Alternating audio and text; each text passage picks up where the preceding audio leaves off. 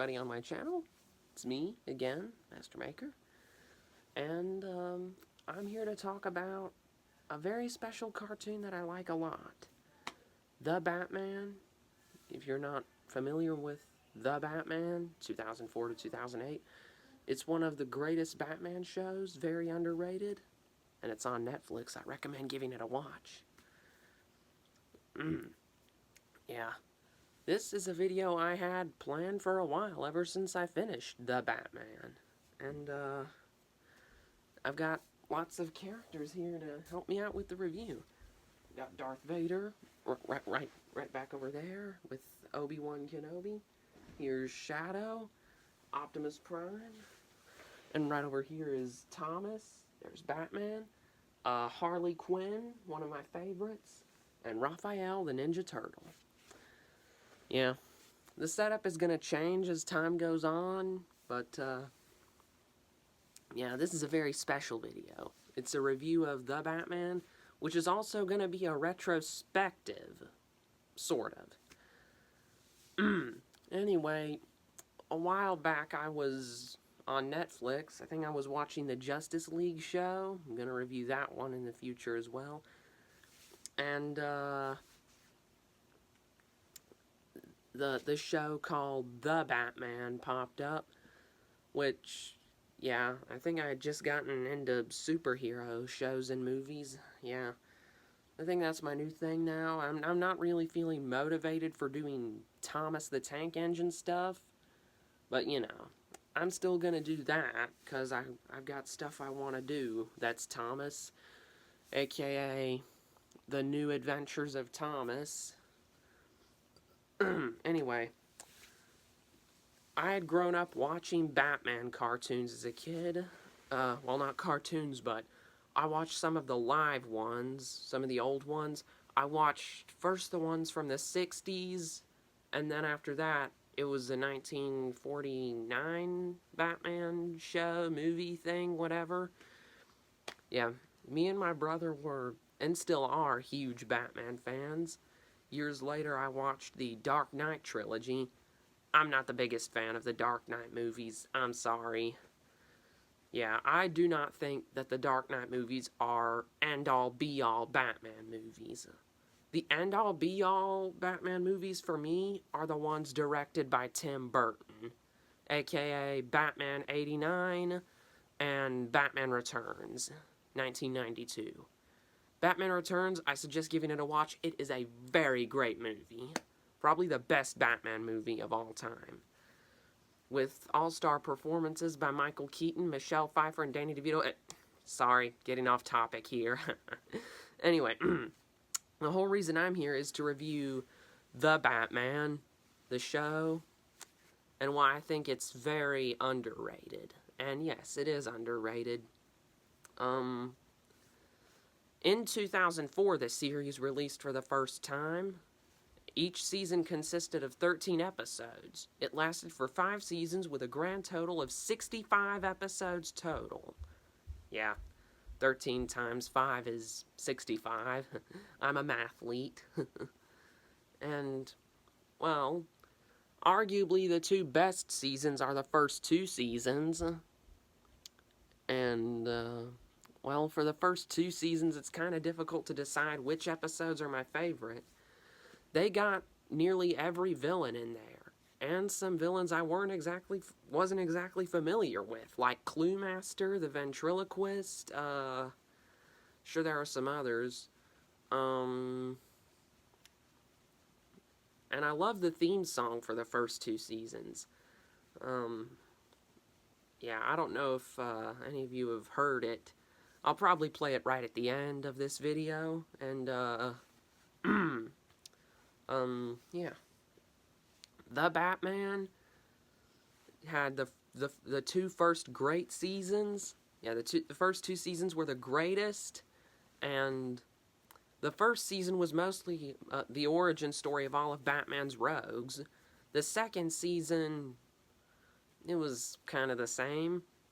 In the third season, things kind of dropped just a little. The same with the 4th season. Yeah, if when I put the seasons, all 5 seasons of The Batman, back to back to back to back to back, you'll find that it gets worse as it goes. The first season is probably the best. The second season, pretty dang good. Then the third season kind of slows down just a little bit. Yeah. My favorite characters in the first 2 seasons were Batman and Detective Yin. At the end of the second season, they introduced Commissioner Gordon, finally. Rojas was a jerk. Yeah. Yeah, Chief Rojas was mean. But Detective Yin, over time, grew to trusting Batman. I wish she had stuck around in the show longer. Like, they didn't even have to give her any lines. Like, give her a cameo or something. She doesn't even have to say anything. Anyway, I think they dropped her in favor of Batgirl. And along with that came a new theme song nobody liked. I mean, what was wrong with the first theme song? Literally everyone loves it. But that's just me being nitpicky. Yeah. But despite a few odds and ends here and there, the series still had plenty of gas left in the tank. And Season 4 was evident of that.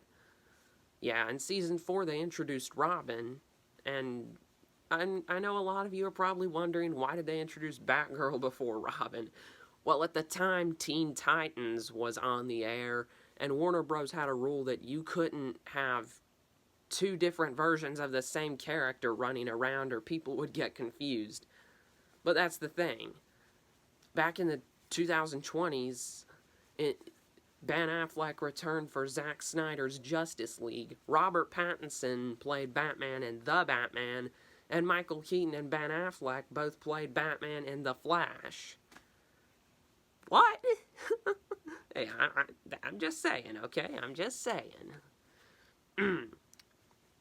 But by far, yeah, that was kind of weird. I mean, Season 5 kind of got worse. I mean, it introduced the Justice League and, you know, kind of took a little bit focus off of Batman.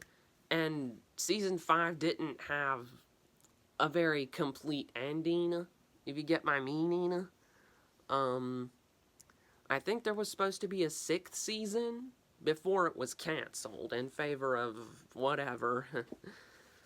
But by far, yes, the first 2 seasons are the best. But now let's talk about the character designs. The character designs, for the most part, look pretty good. I think my favorite ones, some of the character redesigns and designs that I was in favor of, were Mr. Freeze, Joker, Penguin, Catwoman, trying to think of some others, Killer Moth, Firefly, and, let me see, trying to think of some others. Well, that may be it. The ones I really had problems with, and you're probably going to agree with me here, Bane and Poison Ivy. Yeah, Bane straight up looked like something you'd see off of Ben 10, which I don't watch Ben 10. It looks a little too goofy. And Poison Ivy looked weird, like just not attractive or anything. And yeah, what was up with her hair? Yeah. But if you want to know what my favorite Poison Ivy design is, it'll be appearing on the screen now. Anyway, yeah. All things considered, Batman had a pretty neat character design, but I think they made the ears on his cowl a little too small. Perhaps just a little bit bigger. Just a little. But now let's talk about the voice actors. The voice actors, for the most part, are pretty great. Danielle Judovitz is probably the best Batgirl. Mitch Pileggi was a great Commissioner Gordon. Clancy Brown is pretty awesome Mr. Freeze. Tom Kenny's a great Penguin. Kevin Michael Richardson delivered what I think is one of the greatest performances as the Joker. And then we have Alfred, Robin, and Batman. Alistair Duncan did a great Alfred. Evan Sarbero, I don't know what his name is, did a great Robin. And Reno Romano, while not exactly the best Batman, is probably one of my favorites, next to Adam West and Michael Keaton. And I know what you're all gonna say, Kevin Conroy is the best Batman, and I respect your opinion, but... okay, well, I'll talk about Kevin Conroy's Batman in another video. But Reno Romano didn't need to modulate his voice for Batman at all. He just made it smooth.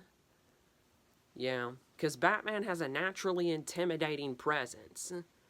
But if you've got someone like Christian Bale or Ben Affleck or so-and-so on there, it's like they're just desperate to come off as intimidating or something. And it's no wonder people made fun of Christian Bale's Batman years later. But, oh, another thing, Hendon Walsh is probably my favorite Harley Quinn, next to Arlene Sorkin. Yeah, and you're all probably gonna get onto me for not liking or mentioning Tara Strong as Harley Quinn, but I'm sorry, but I'm just not a fan of Tara Strong, personally. I mean, I think she's got a lot of talent, she's a great voice actor, but I don't like her opinion on celebrities voicing cartoon characters and stuff like that. And, yeah, you get the idea. But, you know, Tara Strong's got a lot of talent. Oh, speaking of Tara Strong, she was also in the animated movie that happened in the same universe show thing, The Batman vs. Dracula. The Batman vs. Dracula, I recommend giving it a watch. It is a very great animated Batman movie. Better than Batman the Killing Joke. But speaking of the Killing Joke, I think it may have taken place at some point, because in the episode from Season 4 called Artifacts, we see Barbara Gordon paralyzed and in a wheelchair. So did the Killing Joke happen in this universe? Maybe. Yeah, maybe it did. And some other redesigns that I liked were Man-Bat, Killer Croc, Clayface. Yeah, Clayface even got a whole new origin story. But there were some villains missing as well. Ra's al Ghul, Scarecrow, Two-Face, the Mad Hatter, who are some others? Jeepers. I don't know. Yeah. But I can understand that, because, I mean, you know, Ra's al Ghul hasn't been in every Batman project. The Mad Hatter hasn't been in every movie.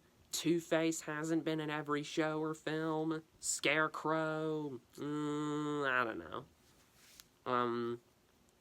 But yeah. The Batman is a very underrated Batman show. I recommend checking it out. The first 2 seasons, anyway.